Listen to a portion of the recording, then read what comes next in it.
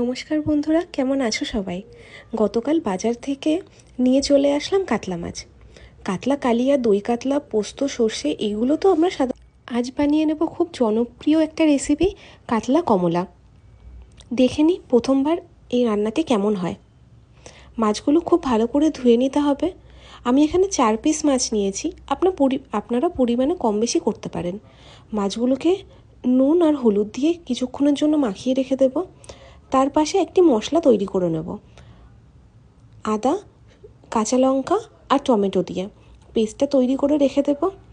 অন্যদিকে কড়াইতে তেল গরম করে মাছগুলোকে একে একে ভেজে নেব। এখানে মাছগুলো একটু অল্প ভাজা হলেই বেশি ভালো হয়। আপনাদের মধ্যে কারা এই রেসিপিটি আগেও ট্রাই করেছেন আমাকে অবশ্যই জানাবেন। আর কাতলা মাছের কোন রেসিপিটা আপনাদের সবথেকে প্রিয় সেটাও কিন্তু জানাতে ভুলবেন না। আমার কিন্তু দই কাতলা খুব পছন্দের। যাই হোক, এখানে মাছগুলো ভাজা হয়ে গেলে একে একে তুলে নেব। এবার সেই তেলে ফোড়নের জন্য আমরা দিয়ে দেব তেজপাতা, শুকনো লঙ্কা আর গোটা জিরে দিয়ে ভালো করে ভেজে নিয়ে যে মশলাটা আমরা বানিয়েছিলাম সেই মশলাটা এবার এখানে অ্যাড করে দেব। মশলাটা দিয়ে কিছুক্ষণ ভাজার পর আমি কিছু গুঁড়ো মশলা এখানে দিয়েছি।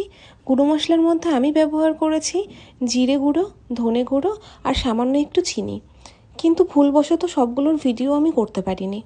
যাই হোক, মশলাটা কিন্তু খুব ভালো করে কষাতে হবে যতক্ষণ না এর কাঁচা গন্ধটা বেরিয়ে যাচ্ছে আর মশলা থেকে একটা তেল ছাড়ছে।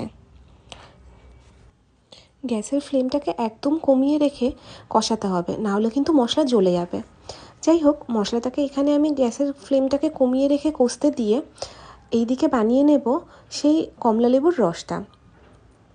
আমি এখানে 2টো লেবু ব্যবহার করেছি, আপনারা কিন্তু কম বেশি করতে পারবেন। 2টো লেবুকে আমি কেটে ভালো করে রস করে নিয়েছি।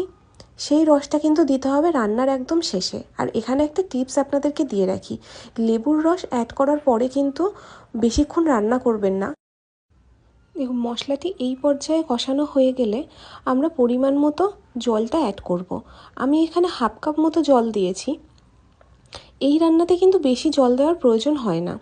1/2 কাপ মতো জল দিয়ে সেই ঝোলটা খুব ভালো করে ফুটে গেলে তবেই আমরা এখানে একে একে ভাজা মাছগুলো অ্যাড করব। ভাজা মাছগুলো দেওয়ার পরেও কিন্তু আমাদেরকে 8 থেকে 10 মিনিট ঝোলটা ফোটাতে হবে। খুব ভালো করে এখানে ঝোলটাকে ফুটিয়ে নেওয়ার পর তারপর অ্যাড করব কমলালেবুর রসটা।